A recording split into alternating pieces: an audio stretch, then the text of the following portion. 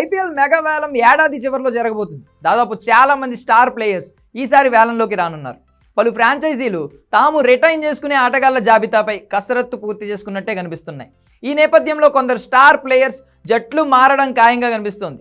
Lucknow super Giants సారథిగా ఉన్న KL Rahul ఈసారి వేలంలోకి రానున్నాడు. ఆ ఫ్రాంచైజీ ఓనర్ సంజీవ్ గోయంకా తీరుతో కాస్త ఇబ్బంది పడిన రాహుల్ లక్నోకు గుడ్ బై చెప్పాలని నిర్ణయించుకున్నాడు. అధికారికంగా ఇంకా చెప్పకున్నా రాహుల్ మాత్రం లక్నో టీంతో కొనసాగే పరిస్థితి లేదని సమాచారం. గత సీజన్లో సన్ రైజర్స్పై ఓడిపోయినప్పుడు సంజీవ్ గోయంకా గ్రౌండ్లోనే రాహుల్పై అరవడం వైరల్గా మారింది. రాహుల్ లక్నోను వీడేందుకు ఇదే కారణంగా భావిస్తున్నారు. కాగా కేఎల్ రాహుల్ ఏ జట్టులోకి వెళ్తాడన్నది అభిమానుల్లో ఆసక్తి రేకెత్తిస్తోంది. అతన్ని కొనుగోలు చేయాలనుకుంటున్న ఫ్రాంచైజీల జాబితాలో రాయల్ ఛాలెంజర్స్ బెంగళూరు పేరే ఎక్కువగా వినిపిస్తోంది.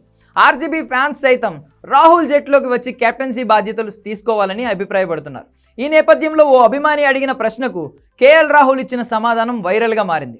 ఆర్సీబీలోకి వస్తున్నారా అని అడగ్గా వేచి చూద్దాం అంటూ కేఎల్ రాహుల్ రిప్లై ఇచ్చాడు. ఆ జట్టులోకి వచ్చేందుకు అతనికి కూడా ఇష్టంగానే ఉందంటూ ఫ్యాన్స్ కమెంట్స్ చేస్తున్నారు.